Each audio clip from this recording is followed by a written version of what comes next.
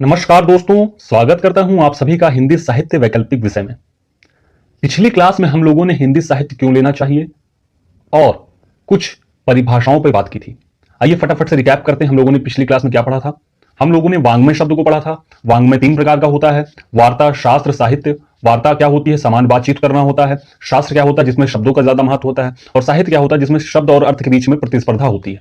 हम लोगों ने साहित्य के महत्व को समझा था। हम लोगों ने मनुष्य साहित्य क्यों रचता है उसको भी समझ लिया था। देखिए, साहित्य का महत्व आपके सिलेबस में स्पेसिफिकली मेंशन किया हुआ है, तो हम लोग जब सिलेबस में क्रमानुसार अध्ययन करेंगे तब हम लोग वहां विस्तार से बात करने वाले हैं कि साहित्य का महत्व क्या होता है। वहां हम लोग कुछ और नए पॉइंट्स इंक्लूड करने वाले हैं। देखिए, शुरुआत में मेरी जो पढ़ाने की गति है वो धीमी हो सकती है। क्यों? क्योंकि मैं चाहता हूं कि आप लोग इस विषय के साथ तादाद में बैठा पाएं, अंडरस्टैंडिंग बैठा पाएं। और प्लीज, ग्रुप में सिलेबस डाल दिया गया है, आप लोग जाके सिलेबस को एक बार जरूर रीड करिए। आज हम लोग सिलेबस में कहानी से शुरुआत करने वाले हैं और आज हम लोग हिंदी साहित्य को बिल्कुल शुरू करने वाले हैं, सही से शुरू करने वाले हैं। तो चलिए देर ना करते हुए शुरू करते हैं। देखिए, हम लोग जानते हैं कि वांग्मय 3 प्रकार का होता है: वार्ता, शास्त्र, साहित्य। अब साहित्य पे हम लोगों ने परिभाषा पे बात कर ली थी। अब समझते हैं साहित्य के कितने भेद हैं। देखिए, साहित्य को 3 भागों में बांटा जा सकता है। एक होता है पद्य, एक होता है गद्य, एक होता है चंपू काव्य। हम लोग गद्य से स्टार्ट करने वाले हैं। ठीक है, पद्य की इंग्लिश होती है, जानते हैं, पोइट्री। गद्य को प्रोज कहते हैं। चंपू काव्य को मैं नहीं जानता क्या कहते हैं। तो पद्य और गद्य में बेसिक डिफरेंस क्या आता है? पद्य और गद्य में अगर आपसे कोई बेसिक डिफरेंस पूछे, देखिए ये इंटरव्यू में आपसे पूछा जा सकता है, तो क्या तुक का बेसिक डिफरेंस आता है? क्या सिर्फ तुकबंदी करने से एक अच्छी कविता कही जा सकती है? ऐसा नहीं है। लेकिन हां, कविताओं में तुक कहीं ना कहीं होता है। जरूरी नहीं कि हर कविता में तुकबंदी हो, लेकिन कहीं ना कहीं कविताओं में तुकबंदी होती है। दूसरा, छंद। छंद मतलब मात्राओं का सिस्टम। आपने जरूर बोर्ड में 10th या 12th में कभी ना कभी पढ़ा होगा कि पहले दूसरे चरण में 11-11 मात्राएं होती हैं, दूसरे चौथे चरण में 13-13 मात्राएं होती हैं, जिसे दोहा छंद कहते हैं, मात्रिक छंद कहते हैं, समात्रिक छंद। ये सब हम लोग आने वाले क्लासेस में बहुत डिटेल में पढ़ने वाले। लेकिन आप समझ रहे हैं ना, छंद का मतलब मात्रिक सिस्टम, मात्राओं का ऐसा सिस्टम। तो तुक और छंद कविता में होता है। लेकिन एक जो सबसे बेसिक डिफरेंस आता है वो आता है लय का, रिदम का। सबसे बेसिक डिफरेंस अगर आपसे कोई पूछे गद्य और पद्य में क्या सबसे बेसिक डिफरेंस है, वो है रिदम। गद्य पढ़ते हुए आपको रिदम का एहसास नहीं होगा और पद्य पढ़ते हुए आपको रिदम का एहसास होगा। अच्छा, ये रिदम आती कैसे है? देखिए, गद्य और पद्य में क्या होता है कि गद्य एक वाक्य संरचना के आधार पर लिखा जाता है, लेकिन पद्य में उसी वाक्य संरचना का व्याकरण उल्लंघन किया जाता है। जैसे आप जानते हैं कि हिंदी में वाक्य संरचना कैसे होती है। सबसे पहले कर्ता आता है, मतलब सब्जेक्ट, फिर ऑब्जेक्ट और बाद में वर्ब आती है। पहले सब्जेक्ट आएगा हिंदी में, फिर ऑब्जेक्ट आएगा, फिर बाद में वर्ब आएगी। अभी क्या किया जाए? अभी मान लीजिए इसी में मैं ऑब्जेक्ट को पहले ले आऊं या वर्ब को पहले ले आऊं, सब्जेक्ट को बाद में ले आऊं या ऑब्जेक्ट को बाद में ले आऊं, तो यही व्याकरण उल्लंघन होता है, यही ग्रामेटिकल मिस्टेक होती है। यही जानबूझ के अगर गद्य में अगर आप कोई ग्रामेटिकल मिस्टेक कर देते हैं तो वहां पर रिदम आ जाएगी। समझ रहे? जैसे एक एग्जाम्पल की सहायता से समझे। जैसे मैं एक एग्जाम्पल लेता हूं, तुम्हारी याद में मैंने खत लिखा है, ये गद्य हो गया। क्यों? क्योंकि तुम्हारी यहां सब्जेक्ट पहले आया, फिर खत यहां ऑब्जेक्ट आ गया, फिर लिखने वाला जो क्रिया है, जो वर्ब है, वो बाद में आ रही है। तो मतलब सब्जेक्ट, ऑब्जेक्ट और वर्ब का जो स्ट्रक्चर है, जो वाक्य का स्ट्रक्चर है, उसे संतुष्ट करता है। लेकिन अभी मैं इसे इसी तरह से लिखूं, लिखे जो खत तुझे वो तेरी याद में, मतलब लिखे जो ये वर्ब है ये पहले आ गई, सब्जेक्ट पहले नहीं आ रहा, पहले वर्ब आ रही है। समझ रहे? तो ये जो व्याकरण उल्लंघन है, जितना ज्यादा व्याकरण उल्लंघन होगा उतनी ही ज्यादा लय आएगी। तो मुझे लगता है आप समझ गए होंगे गद्य और पद्य में बेसिक डिफरेंस क्या होता है और चंपू काव्य क्या होता है। चंपू काव्य गद्य और पद्य का मिश्रण होता है। मतलब जैसे 4 लाइन गद्य की लिखी, फिर उसके बाद कविता आ गई, फिर 4 लाइन गद्य की लिखी, उसके बाद कविता आ गई। ठीक है, तो उसमें समझ ही नहीं आता कि गद्य लिखा है कि पद्य लिखा है। एक एग्जांपल आप इसमें कोट कर सकते हैं, यशोधरा बाई मैथिली शरण गुप्त। आइए आगे चलते हैं। आप समझते हैं, देखिए हम लोग क्या गद्य से शुरू करेंगे, उसके बाद हम लोग पद्य पे जाएंगे, उसके बाद हम लोग भाषाखंड पढ़ेंगे। तो आइए समझते हैं कि गद्य को कितने भागों में बांटा जा सकता है। देखिए, गद्य साहित्य को हम लोग 4 भागों में बांट सकते हैं। पहला कथात्मक गद्य, दूसरा दृश्य प्रधान, तीसरा विचार प्रधान और चौथा अन्य विधाएं। कथात्मक गद्य क्या होता है? जिसमें कहानी हो, जिसमें स्टोरी हो, जैसे उपन्यास और कहानी। दृश्य प्रधान गद्य क्या होता है? ऐसा गद्य जिसे आप स्टेज पे मंचन कर सकें। समझ रहे? जिसे आप स्टेज पे खेल सकें। उसे इस स्टाइल में लिखा जाएगा, उसे इस स्टाइल में लिखा जाएगा कि उसे पढ़ के आप स्टेज पे खेल सकते हैं। अब आप जब स्टेज पे नाटक करेंगे तो जो सामने वाली ऑडियंस है वो देखेगी, इसीलिए उसे दृश्य प्रधान गद्य कहते हैं। विचार प्रधान, जिसमें आप चिंतन मनन ये करते हो, आपके मन मस्तिष्क में जो विचार पहुंचते हैं उसे आप कागज पर प्रक्षेपित करते हो, उसे विचार प्रधान गद्य कहते हैं। और जो इन तीनों में नहीं आता उन्हें अन्य विधाओं में इंक्लूड कर लिया जाता है, जैसे आत्मकथा हो गई, जीवनी हो गई, संस्मरण, रेखा चित्र, डायरी, पत्र साहित्य, यात्रा वृतांत, रिपोर्टाज। आपको ये सब पूरा पढ़ना है। ये आपके गद्य साहित्य में जो जो आपको पढ़ना है ये मैंने यहां पे लिख दिया है। देखिए कहानी में आपको क्या पढ़ना है, प्रेमचंद और एक दुनिया समानांतर, प्रेमचंद की प्रेम मंजूषा पढ़नी है और एक दुनिया समानांतर पढ़ना है। उपन्यास आपके सिलेबस में 4 उपन्यास है, महाभोज, दिव्या, गोदान, मैलांचल पढ़ना है। दृश्य प्रधान गद्य में नाटक है, आपके सिलेबस में नाटक में भारत दुर्दशा, स्कंदगुप्त, आषाढ़ का एक दिन, ये पढ़ना है। फिर विचार प्रदान गद्य में आपको निबंध पढ़ना है, निबंध रामचंद्र शुक्ल के द्वारा चिंतामणि जो लिखी गई है, और बाकी निबंध निलय पढ़ना है, जिसमें अन्य जो निबंधकार हैं उनको इंक्लूड किया गया है। बाकी आपको अन्य विधाएं में आत्मकथा, जीवनी, संस्मरण, रेखा चित्र, इन सब की आपको डिफिनेशन और कुछ कुछ उदाहरण पढ़ना है। लेकिन जो आपको मेन पढ़ना है वो आपको कहानी, उपन्यास, नाटक और निबंध या आलोचना, आपको ये पढ़ना है। समझ रहे हैं? तो ये आपका पूरा एक खाका है, यही आपको गद्य साहित्य में पढ़ना है। हम लोग सबसे पहले कहानी से शुरुआत करने वाले हैं कि कहानी आखिर होती क्या है। देखिए आप जानते हैं कहानी एक विधा है। अच्छा पहले यहां मैं एक शब्द मैंने बोला है विधा, तो पहले विधा को समझते हैं। विधा और एक शब्द होता है शैली। तो विधा और शैली में अंतर क्या है, पहले विधा को समझते क्या होता है। विधा जैसे एक फॉर्मेट, आपने एक फॉर्मेट लिया, अपने भाव को प्रस्तुत करने का आपने फॉर्मेट ले लिया, एक ढांचा ले लिया। उस ढांचे के अंदर, उस फॉर्मेट के अंदर आप अपना भाव प्रस्तुत करेंगे। अब ये ढांचा आपकी भावना के अनुसार सेलेक्ट होता है। जैसे अगर आपकी भावना उग्र है, आप उसमें बहुत भावुक हैं, तो क्या आप निबंध लिखना पसंद करेंगे या निबंध पढ़ना पसंद करेंगे? नहीं, आप कविता पढ़ना पसंद करेंगे। जैसे आपको किसी टॉपिक पर बात करनी, छोटे टॉपिक पर बात करनी है और जल्दी आप उस बात को समाप्त करना चाहते हैं, तो क्या आप उपन्यास को लेंगे? नहीं, आप कहानी को लेंगे। कहानी क्या होता है, किसी एक टॉपिक पे आप कुछ समय में अपनी बात को समाप्त कर देते हैं। उपन्यास क्या होता है, उसमें बहुत सारी कहानियां होती हैं, बहुत बड़े में लिखा जाता है, उसमें बहुत सारे पात्रों का, चरित्रों का, जब हम लोग उपन्यास पे आएंगे तो उस पर बहुत डिटेल में बात करने वाले हैं। तो ये जो विधा होती है ये आपकी भावना के अनुसार सेलेक्ट होती है। अब आप देखिए विधा जो है वस्तुनिष्ठ होती है। जैसे अगर आपकी भावना उग्र है तो हाँ आप कविता लेंगे, इसके अलावा आप ये नहीं कह सकते कि मैं निबंध लूंगा। नहीं, आपके चॉइस के ऊपर ये नहीं है, ये एक बिल्कुल पूरा ऑब्जेक्टिव है। जैसी आपकी भावना होगी वैसे आप फॉर्मेट चूज करेंगे। लेकिन शैली जैसे उसी फॉर्मेट के अंतर्गत आपने उसे अपनी भावना को कैसे प्रस्तुत किया, जैसे फॉर्मेट चुना आपने, अब उस फॉर्मेट के अंतर्गत आप अपनी भावना को कैसे लिख रहे हैं। एक एग्जांपल से समझते हैं।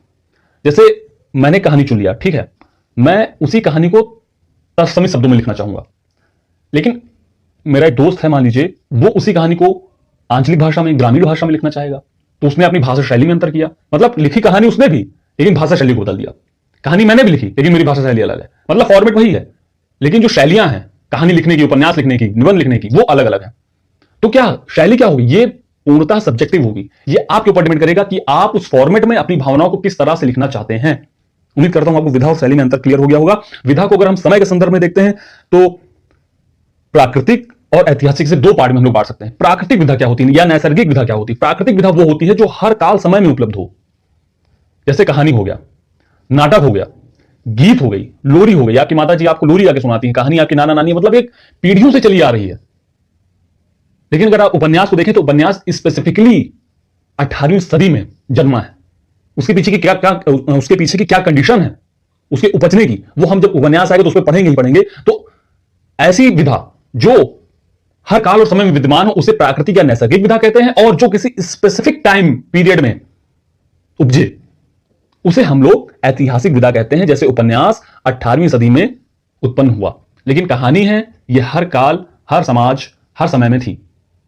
अच्छा, कहानी क्या होती है? देखिए कहानी एक छोटा फॉर्मेट है, ठीक है, इसे अगर आप सुन भी लेते हैं तो आपको याद हो जाता है।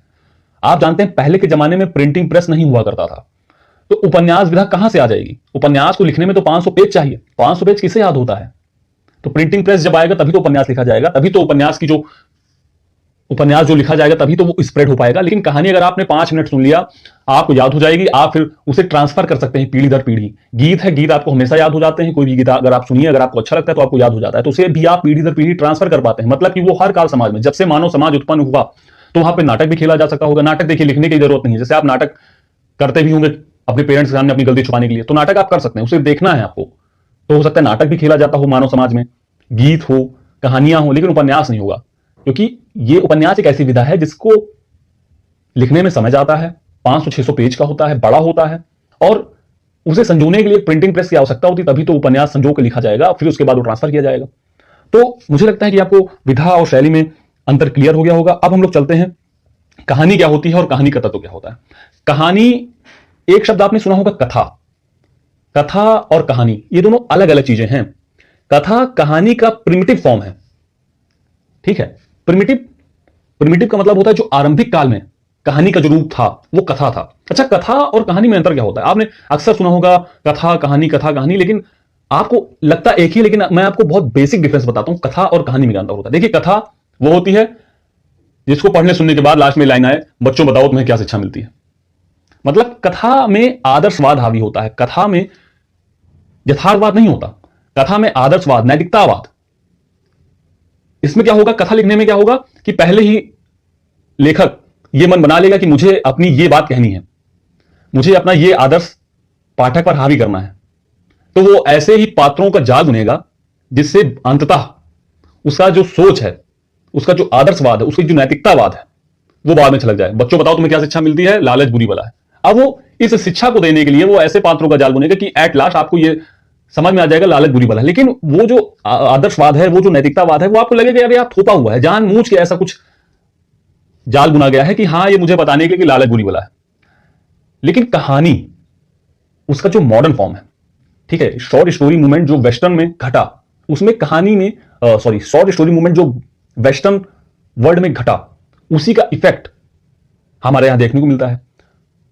तो कहानी और कथा में बेसिक डिफरेंस यही है कि कथा में आदर्शवाद, नैतिकतावाद ये हावी होता है, लेकिन कहानी में यथार्थवाद, रियलिज्म ये हावी होता है। अच्छा, यथार्थवाद और आदर्शवाद में अंतर क्या होता है, जरा इसको समझते हैं। आदर्शवाद आप समझते हैं कि ये बात अच्छी होनी चाहिए, ये बात नहीं अच्छी होनी चाहिए, इस तरह हर चीज होना चाहिए, मतलब इस तरह जब आप अपनी बात थोपने लगते हैं, हाँ ये अच्छा होना चाहिए, ये बुरा है, ये अच्छा, इस तरह नहीं। यथार्थवाद जो जैसा है वैसे दिखा देना।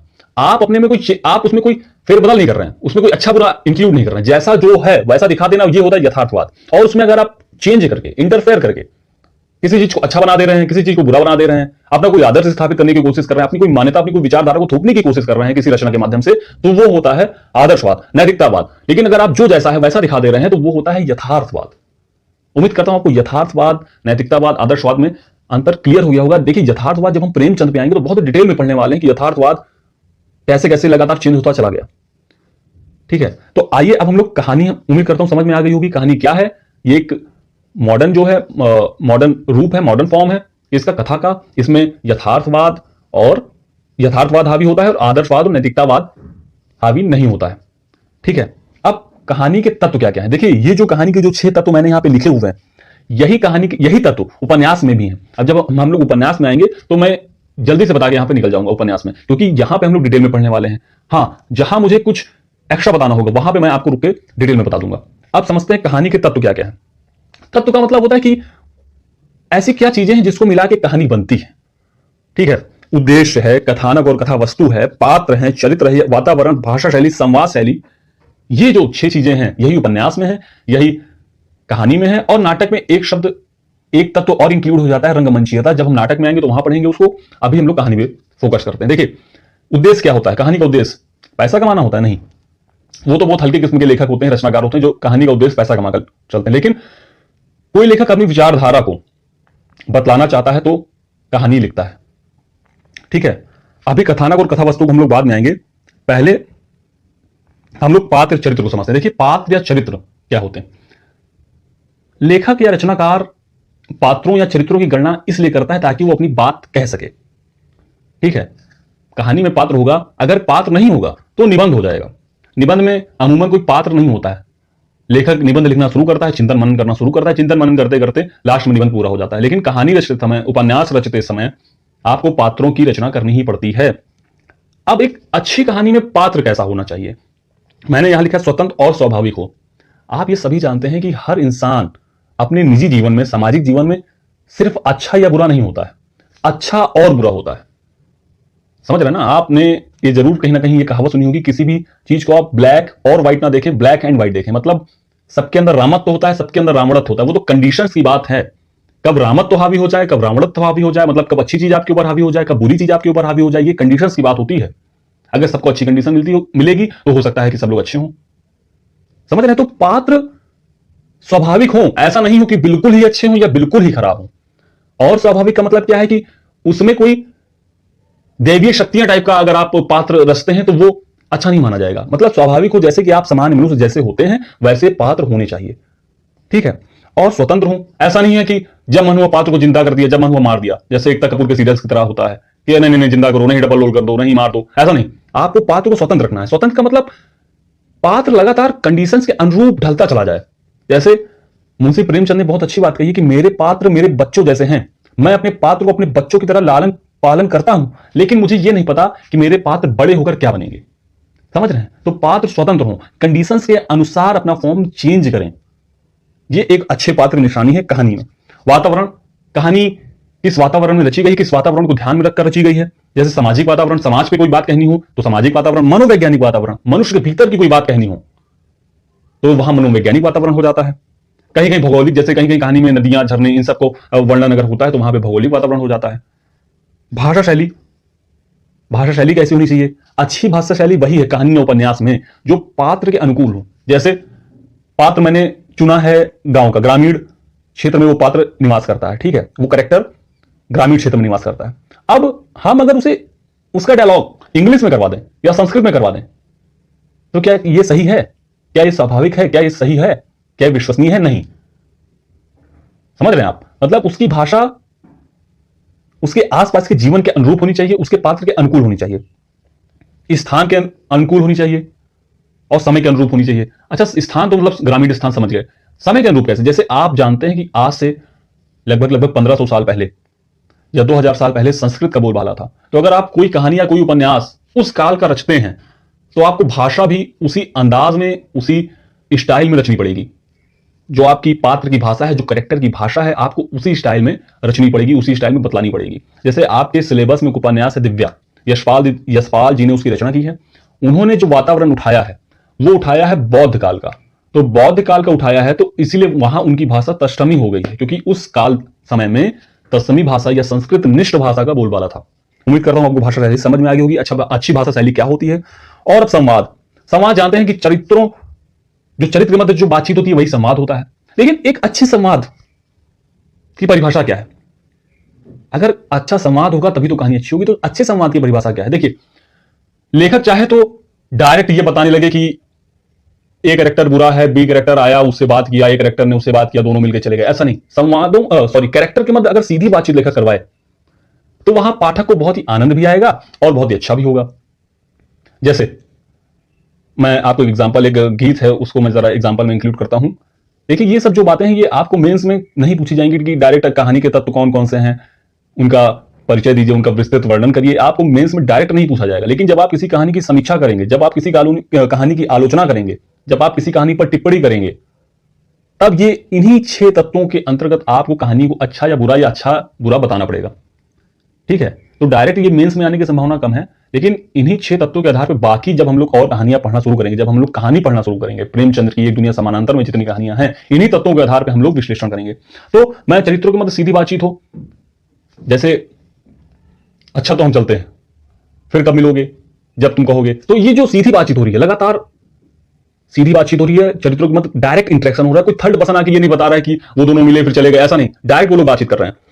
कथन और उपकथन छोटे हों, ये भी नहीं हो कि एक कैरेक्टर बोलता ही चला जा रहा है, दूसरा कैरेक्टर सुन रहा है, ऐसा भी नहीं होना चाहिए। पहले कैरेक्टर ने बहुत छोटे में अपनी बात कही, फिर दूसरे कैरेक्टर ने अपनी बात कही, अच्छा तो हम चलते हैं। दूसरा कैरेक्टर कह रहा है फिर कब मिलोगे, फिर वो तीसरा कैरेक्टर कह रहा है जब तुम कहोगे। तो देखिए, कथन छोटे हैं, चुस्त हैं, गतिशील हैं।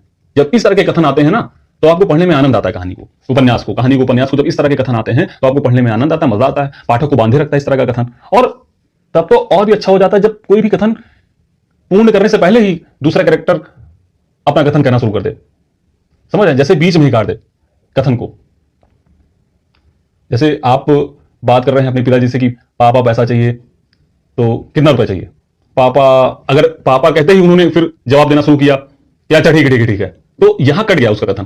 तो यहां आपको जब संवाद इस तरह का होगा तो आपको बहुत अच्छा लगेगा। तो चरित्रों के मध्य सीधी बात हो, कथन और कथन छोटे हों, चुस्त हों, गतिशील हों, और वो कथन जो है कहानी को आगे भी बढ़ाए। ये नहीं कि कहानी को रोक कर रखें या उपन्यास को रोक कर रखें।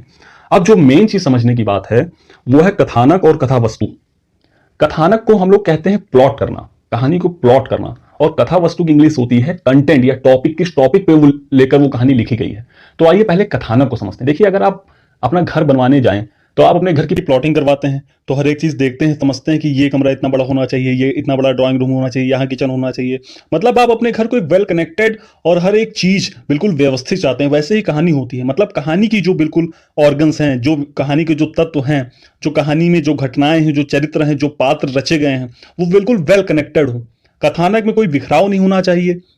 ठीक है, ऐसा नहीं है कि कोई बात कहानी में शुरू की गई हो और अंत में आके पूरी ही ना हुई हो। और कथानक में कसाव होना चाहिए, मतलब बिल्कुल हर एक चीज वेल कनेक्टेड हो। कथानक की जो गति है बिल्कुल सहज होनी चाहिए, मतलब कि जो कथानक जो है कहानी का, अगर वो बहुत जल्दी जल्दी आगे जा रहा है और या बहुत धीमे धीमे आगे चल रहा है, तब भी पाठक क्या हो सकता है उसके साथ अंडरस्टैंडिंग नहीं बैठा पाएगा, तादाद में नहीं बैठा पाएगा। तो अच्छे कथानक की जो क्या गति होती है वो सहज होती है। ठीक है, और हर कथानक में अच्छे कथानक में जो हर एक चीज होनी चाहिए बिल्कुल परफेक्ट रेशियो में होनी चाहिए। जैसे चरित्र है, बहुत ज्यादा चरित्र रच लेंगे तो हो सकता है बाद में बांधना मुश्किल हो जाए। बहुत ज्यादा घटनाएं नहीं होनी चाहिए। तो पात्र है, चरित्र है, उन सबका एक परफेक्ट रेशियो होगा कथानक में, तभी वो कथानक अच्छा होगा। और जब कथानक अच्छा होगा तो कहानी अच्छी होगी। अब बात करते हैं कथा वस्तु। कथा वस्तु मतलब कंटेंट, टॉपिक, किस टॉपिक पे बात की गई है उस कहानी में, उस उपन्यास में। अब अच्छे कथा वस्तु की यह पहचान होती है कि वो विश्वसनीय हो, क्रेडिबल हो, उस पर विश्वास किया जा सके। समझ रहे हैं आप? ऐसा ना हो कि जैसे आप जानते हैं अवेंजर है, अवेंजर क्या उस पर विश्वास किया जा सकता है? उसकी कहानी पे, उसकी स्टोरी पे विश्वास किया जा सकता है? शायद नहीं। बच्चों को तो वो चीज बिल्कुल समझ में आती है और जाते हैं स्कूल में, सोचते हैं कि मैं एक अकेले 30 को मार दूंगा, बाद में मार खा के आते हैं। मैं उसकी बात नहीं कह रहा हूं। कथा वस्तु जो है विश्वसनीय हो, क्रेडिबल हो, जिस पर आप विश्वास कर सकें। जैसे कि मुंशी प्रेमचंद की बूढ़ी काकी है, तो आप जानते हैं कि बूढ़ी काकी के साथ जो दशा है, जो उनकी खराब हालत है, वो आज समाज में हर काकी के साथ खराब हालत है। ओल्ड एज पर्सन के साथ कैसा बिहेवियर किया जा रहा है हमारी यंग जनरेशन के द्वारा, ये आपसे छुपा हुआ नहीं है। तो जब तक आपकी कहानी घर घर की कहानी ना हो, जब तक आपकी कथा वस्तु घर घर की कथा वस्तु ना हो, तब तक आपकी कहानी अच्छी कहानी नहीं कही जाएगी। उम्मीद करता हूं आपको ये सारे तत्व कहानी के जितने भी हैं समझ में आ गए होंगे, कहानी समझ में आ गई होगी। और आज हम लोगों ने जिस जिस विषय पे बात की है बिल्कुल क्रिस्टल क्लियर हो गया होगा कि हम लोगों ने क्या क्या समझा है, ये समझ लिया होगा आप लोगों ने। तो उम्मीद करता हूं आपको पसंद आया होगा। धन्यवाद दोस्तों।